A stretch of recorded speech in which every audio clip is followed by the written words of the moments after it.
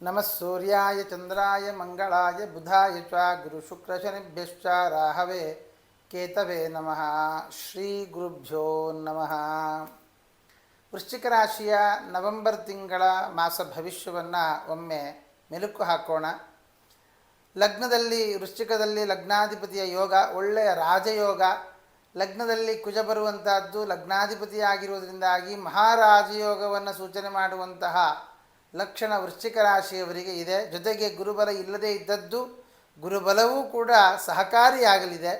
ಆದ್ದರಿಂದ ಹಣಕಾಸಿನ ವಿಷಯದಲ್ಲಿ ಲಾಭ ಆಗುವಂಥದ್ದು, ಮಾಡಿದ ಸಾಲ ಸೂಲಾದಿಗಳನ್ನು ಪರಿಹಾರ ಮಾಡಿಕೊಳ್ಳುವುದು, ದೂರ ಮಾಡಿಕೊಳ್ಳುವಂಥದ್ದು, ಅಥವಾ ಕೆಲಸ ಇಲ್ಲದೇ ಇರತಕ್ಕಂತಹ ಕೆಲಸಕ್ಕೆ ವಿಷಯಕ್ಕೆ ಸಂಬಂಧಪಟ್ಟ ಹಾಗೆ ತೊಂದರೆಯನ್ನು ಏನು ಅನುಭವಿಸಿದ್ರಿ ಅದನ್ನೆಲ್ಲ ಪರಿಹಾರ ಮಾಡಿಕೊಳ್ಳುವಂತಹ ಯೋಗಗಳು ಈ ತಿಂಗಳಲ್ಲಿ ನಿಮಗೆ ಕಂಡು ಬರ್ತಾ ಇದೆ. ಆದರೂ ಇಷ್ಟೆಲ್ಲ ಯೋಗಗಳಿದ್ದರೂ ನಮ್ಮ ಅನುಭವಕ್ಕೇನು ಬರ್ತಾ ಇಲ್ಲ, ಅದೇ ಕಷ್ಟವನ್ನು ನಾನು ಅನುಭವಿಸ್ತಾ ಇದ್ದೇನೆ ಅಂತ ಏನಾದರೂ ಯೋಚನೆ ಇದ್ದರೆ ಅಥವಾ ಏನಾದರೂ ಕಂಡು ಬಂದರೆ ಒಮ್ಮೆ ನಿಮ್ಮ ಜಾತಕದ ವಿಮರ್ಶೆಯನ್ನು ಮಾಡಿಸಿಕೊಳ್ಳುವುದು ಒಳ್ಳೆಯದು. ಕಾರಣ ಸ್ವಾಂ ದಶಾಯ ಉಪಗತಃ ಸ್ವಬಲಪ್ರದಾಸ್ಯು ಅಂತ ಹೇಳಿದಾಗೆ ಅವರವರ ದಶಾಕಾಲವೂ ಕೂಡ ಮುಖ್ಯ ಆಗುತ್ತೆ. ಒಮ್ಮೆ ಅದರ ಬಗ್ಗೆ ಗಮನ ಹರಿಸುವುದು ಒಳ್ಳೆಯದು. ಇನ್ನು ಎರಡನೇ ಮನೆಯ ಗುರು ಅವನು ಉಚ್ಚದಲ್ಲಿ 9ರಲ್ಲಿ ಬಂದ ಕಾರಣ ಪಿತ್ರಾರ್ಜಿತವಾದಂತಹ ಆಸ್ತಿಪಾಸ್ತಿಗಳು ಬರುವಂತಹದ್ದು ಅಥವಾ ಪಿತೃಕರ್ಮಗಳನ್ನು ಮಾಡುವಂತಹ ಯೋಗಗಳು ಕೂಡ ಕಂಡು ಬರ್ತಾ ಇದೆ. ಆದರೆ ಪಿತೃಕರ್ಮ ಅಂತ ಅನ್ನೋದಕ್ಕಿಂತ ತಂದೆಯ ಆರೋಗ್ಯದಲ್ಲಿ ಏರುಪೇರು ಆಗುತ್ತೆ. ಆದರೆ ಗುರು ಬಂದದ್ದರಿಂದ ಅದನ್ನು ಸರಿಪಡಿಸಿಕೊಳ್ಳಬಹುದು, ಹೆದರಬೇಕಾದ ಅಗತ್ಯ ಇಲ್ಲ. ಆದರೆ ನವಮಾಧಿಪತಿಯಾದ ಚಂದ್ರನ ಜೊತೆಗೆ ರಾಹು ಇರುವ ಕಾರಣ ಸ್ವಲ್ಪ ದೊಡ್ಡ ಮಟ್ಟದ ಅನಾರೋಗ್ಯಗಳು ತಂದೆಗೆ ಬರಬಹುದು, ಜಾಗ್ರತೆ ವಹಿಸಿ. ಇನ್ನು 3ನೇ ಮನೆಯ ಶನಿ ಪಂಚಮದಲ್ಲಿ ಬಂದ ಕಾರಣ ಸಂತಾನದ ವಿಷಯಕವಾಗಿ ದೋಷಗಳು ಕಂಡುಬರುತ್ತೆ. ದೋಷಗಳು ಡಯಾಗ್ನೀಸ್ ಆಗಿ ಅದಕ್ಕೆ ಸಂಬಂಧಪಟ್ಟ ಮೆಡಿಸಿನ್ಗಳನ್ನು ತೆಗೆದುಕೊಳ್ಳಬೇಕಾದ ಪ್ರಸಂಗ. 4ರಲ್ಲಿ ಚಂದ್ರ ಮತ್ತು ರಾಹುವಿನ ಯೋಗ, ಮನೆಯ ಭೂಮಿಯ ಒಂದು ದೋಷ, ಅದರಿಂದಾಗಿ ಮನೆಯಲ್ಲಿ ಕಲಹ, ಮಾನಸಿಕವಾಗಿ ನೆಮ್ಮದಿ ಇಲ್ಲದೆ ಹೋಗುವಂಥದ್ದು, ಅಥವಾ ಕರಭಗಳ ಶಿರಾಳಕರ ರೋಮಶ ದೀರ್ಘತನು ಅಂತ ಹೇಳಿದ ಹಾಗೆ ನಮ್ಮದಲ್ಲದ ವಸ್ತುವಿಗೆ ಆಸೆಪಟ್ಟು ನಾವು ಒಂದಿಷ್ಟು ಕಳ್ಕೊಳ್ಳುವಂತಹ ಸಾಧ್ಯತೆ ಇದೆ. ಇನ್ನು ಈ 5ನೇ ಮನೆಯ ಗುರು ಉಚ್ಚದಲ್ಲಿ ಇರೋದರಿಂದಾಗಿ ಸಂತಾನದ ದೃಷ್ಟಿಯಲ್ಲಿ ನೋಡುವಾಗ ಅನುಕೂಲಗಳಿದೆ. ಅದಕ್ಕೆ ಬೇಕಾದ ಪ್ರಯತ್ನ ಹೆಚ್ಚಿನ ಮಟ್ಟದಲ್ಲಿ ನಡೆಯಬೇಕು. ಆರೋಗ್ಯದ ವಿಷಯದಲ್ಲಿ ನೋಡುವಾಗ ರಕ್ತಕ್ಕೆ ಸಂಬಂಧಪಟ್ಟಂತಹ ತೊಂದರೆಗಳು ಅಥವಾ ದೇಹದಲ್ಲಿ ಒಂದಿಷ್ಟು ಇನ್ಫೆಕ್ಷನ್ಗಳಾಗುವ ಸಾಧ್ಯತೆ ಇದೆ. ನರ ದೌರ್ಬಲ್ಯಗಳು ಬರುವ ಸಾಧ್ಯತೆ ಇದೆ.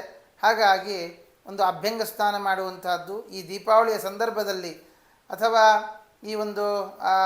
ಈ ಕಾರ್ತಿಕ ಮಾಸ ಏನು ಬರ್ತಾ ಇದೆ ಇಂತಹ ಸಂದರ್ಭದಲ್ಲಿ ದೀಪಾರಾಧನೆ, ದೀಪದಾನ ಇತ್ಯಾದಿಗಳನ್ನು ನಡೆಸುವಂಥದ್ದು ಬಹಳ ಒಳ್ಳೆಯದು. ಇನ್ನು ವಿವಾಹಾರ್ಥಿಗಳು ಯಾರಿದ್ದೀರಿ, ವಿವಾಹಾರ್ಥಿಗಳು ವಿಶೇಷವಾಗಿ ಈ ಕಾರ್ತಿಕ ಮಾಸದಲ್ಲಿ ಬೆಳಗಿನ ಕಾಲದಲ್ಲಿ ದೀಪಾರಾಧನೆಯನ್ನು ನಡೆಸಿ ದೇವಿಯ ವಿಶೇಷವಾದ ಪ್ರಾರ್ಥನೆ ಮಾಡುವುದರಿಂದ ವಿವಾಹದ ವಿಷಯದಲ್ಲಿ ತುಂಬ ಅನುಕೂಲ ಆಗುವಂತಹ ಸಾಧ್ಯತೆಗಳಿದೆ. ಅಷ್ಟಮಾಧಿಪತಿಯಾದ ಬುಧ ಲಗ್ನದಲ್ಲಿ ಬಂದದ್ದರಿಂದ ಆಪಾದನೆಗಳು ಅಪವಾದಗಳಿಗೆ ಗುರಿಯಾಗಬೇಕಾದೀತು. ಆದ್ದರಿಂದ ನೀವು ಪ್ರಧಾನವಾಗಿ ನರಸಿಂಹದೇವರ ಪ್ರಾರ್ಥನೆ ಅಥವಾ ಪ್ರತಿನಿತ್ಯ ವಿಷ್ಣು ಸಹಸ್ರನಾಮದ ಜಪ ಮಾಡುವಂಥದ್ದು ಬಹಳ ಒಳ್ಳೆಯದು. 9ರಲ್ಲಿ ಗುರುವಿನ ಯೋಗ, ಭಾಗ್ಯಾದ ಸ್ಥಾನದಲ್ಲಿ ಗುರು ಬರುವಂಥದ್ದು ಬಹಳ ಒಳ್ಳೆಯದು. ನಿಮ್ಮ ತಪಸ್ಸು, ಅನುಷ್ಠಾನ ಇತ್ಯಾದಿಗಳು ಹೆಚ್ಚಿನ ಮಟ್ಟದಲ್ಲಿ ನಡೀತದೆ. ಅದರಿಂದಾಗಿ ಒಂದಿಷ್ಟು ಲಾಭಗಳನ್ನು ತಾವು ಪಡೆದುಕೊಳ್ಳಬಹುದು. 10ರಲ್ಲಿ ಕೇತುವಿನ ಯೋಗ, 10ನೇ ಮನೆಯ ರವಿ 12ರಲ್ಲಿ ಬರುವಂತಹದ್ದು, ಜೊತೆಗೆ ಲಗ್ನದಲ್ಲಿ ಸಂಚಾರ ಮಾಡುವುದರಿಂದ ಕೆಲಸದಲ್ಲಿ ಒಂದಿಷ್ಟು ಅನಾನುಕೂಲಗಳು, ಜೊತೆಗೆ ಕೆಲಸ ಬಿಡಬೇಕಾದ ಪ್ರಸಂಗ ಅಥವಾ ನಾವು ಅನಿವಾರ್ಯವಾಗಿ ಬಿಡಲೇಬೇಕಾದಂತಹ ಪ್ರಸಂಗಗಳು ಒದಗಿ ಬರಬಹುದು. ಆದರೆ ಕುಜ ಮಹಾರಾಜಯೋಗವನ್ನು ಸೂಚನೆ ಮಾಡುವುದರಿಂದ ಅದನ್ನು ಸರಿಯಾದ ರೀತಿಯಲ್ಲಿ ಬ್ಯಾಲೆನ್ಸ್ ಮಾಡಿಕೊಂಡು ಕೆಲಸವನ್ನು ಉಳಿಸಿಕೊಳ್ಳಬಹುದು. ಇನ್ನು 11ರಲ್ಲಿ ಶುಕ್ರನ ಯೋಗ, ಅದು ನೀಚದಲ್ಲಿ ಇರುವಂತಹದ್ದು. ಆದ್ದರಿಂದ ನೀಚಸ್ಥಿತ ಜನ್ಮನಿ ಯೋಗ್ರಹಸ್ಯ ಅಂತ ರಾಶಿನ ಆದೋಪಿ ತದೋಚ್ಚನಾತಃ ಅಂತ ಹೇಳಿದ ಹಾಗೆ ಒಂದು ನೀಚಭಂಗ ರಾಜಯೋಗವೂ ಇದೆ. ಆದರೆ ಈ ಹಣಕಾಸಿನ ವಿಷಯದಲ್ಲಿ ನೀಚಭಂಗ ರಾಜಯೋಗ ಇರುವುದರಿಂದ ನಮ್ಮ ಹಣ ಎಲ್ಲೋ ಬೇಡದ ಕಡೆಯಲ್ಲಿ ಇನ್ವೆಸ್ಟ್ ಮಾಡಿ ಕಳ್ಕೊಳ್ತಾ ಇರುವಂಥದ್ದು ಕೂಡ ಎಲ್ಲೋ ಒಂದು ಕಡೆ ಸೇವ್ ಆಗುತ್ತೆ. ನಮಗೆ ಸಲಹೆ ಕೊಡುವವರಿಂದಾಗಿ ಸಲಹೆ ಸಿಗುತ್ತೆ. ಆ ಸಲಹೆಯನ್ನು ಪಾಲಿಸಿ ಕಳ್ಕೊಳ್ಳಬೇಕಾದ ಹಣವನ್ನು ಉಳಿಸಿಕೊಳ್ಳಿ. ಇನ್ನು 12ರಲ್ಲಿ ರವಿಯ ಯೋಗ, ಪತಿತಸ್ತು ರಿಪ್ಪೆ ಅಂತ ಹೇಳಿದ ಹಾಗೆ ಬಿದ್ದು ಗಾಯ ಮಾಡಿಕೊಳ್ಳುವಂಥದ್ದು, ನೀರಿನ ಪ್ರದೇಶಗಳಲ್ಲಿ ಅಥವಾ ಬಾತ್ರೂಮಿನಲ್ಲಿ ಆಗಬಹುದು ಅಥವಾ ಬೇರೆ ಕಡೆ ಮಳೆ ಬರುವಂತಹ ಸಂದರ್ಭಗಳಲ್ಲಿ ಗಾಡಿಯಿಂದ ಬಿದ್ದು ಗಾಯ ಮಾಡಿಕೊಳ್ಳುವಂಥದ್ದಾಗಲಿ ಈ ಥರದ ಪ್ರಸಂಗಗಳು ಎದುರಾಗಬಹುದು. ಸ್ವಲ್ಪ ಜಾಗ್ರತೆ ವಹಿಸಿ.